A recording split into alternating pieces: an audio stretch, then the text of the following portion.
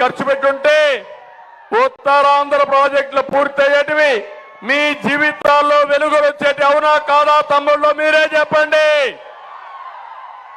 అవును అంటే గట్టిగా చప్పట్లు కూడా చెప్పండి ఎస్ అని.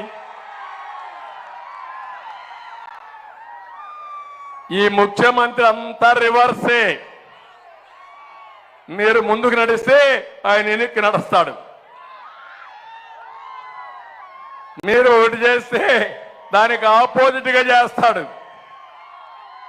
ఇప్పుడు చూడండి, రివర్స్ పాలనతో, విధ్వంస పాలనతో రాష్ట్రాన్ని భ్రష్టు పట్టించిన వ్యక్తి ఈ జగన్ రెడ్డి.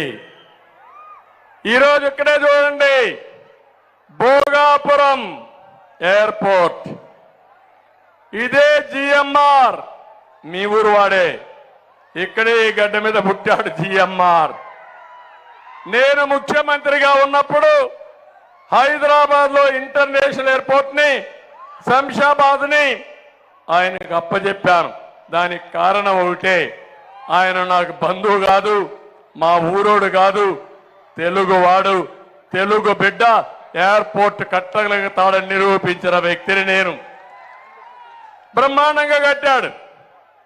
ఈరోజు హైదరాబాద్ లో ఆర్థిక వ్యవస్థ బ్రహ్మాండంగా ఉందంటే ఎయిర్పోర్టే కారణం.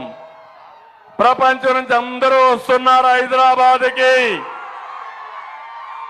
ఆ రోజు విమానాలు లేని హైదరాబాదు ఈరోజు ప్రపంచంలో అన్ని నగరాలకు అనుసంధానం అయింది. దీనివల్ల వ్యాపారాలు పెరిగాయి, పెట్టుబడులు పెరిగాయి, మన పిల్లలకు ఉద్యోగాలు వచ్చాయి, ప్రతి ఒక్కరు కోట్ల రూపాయలు సంపాదించే పరిస్థితికి వచ్చారు. అది సంపద సృష్టించడం.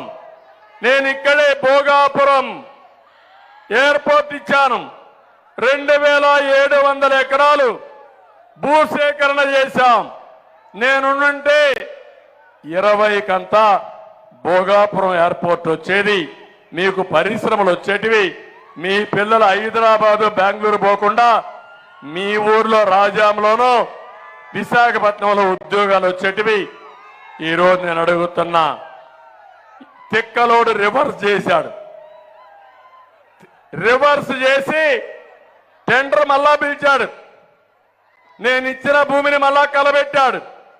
మళ్ళా వచ్చి ఫౌండేషన్ వేశాడు. అంటే తాళి కడితే మళ్ళా రెండోసారి తాళి కట్టడం. అంటే ఎలాంటి వాడో మీరు అర్థం చేసుకోవాలి. ఇతను ఒక మానసిక రోగి, స్థిమితం లేని వ్యక్తి. కావాలంటే మీరు, నేను ఎయిర్పోర్ట్ ప్రారంభించాను, ఫౌండేషన్ వేశాను, భూమి అప్పచెప్పాను, నీకు చేతనై ఉంటే ప్రారంభోత్సవం చేసుంటే పూర్తి చేసి నేను అభినందించాను. అవునా కాదా తమ్ముళ్ళు అని మిమ్మల్ని అడుగుతున్నా. పూర్తయిందా ఈరోజు ఎయిర్పోర్టు?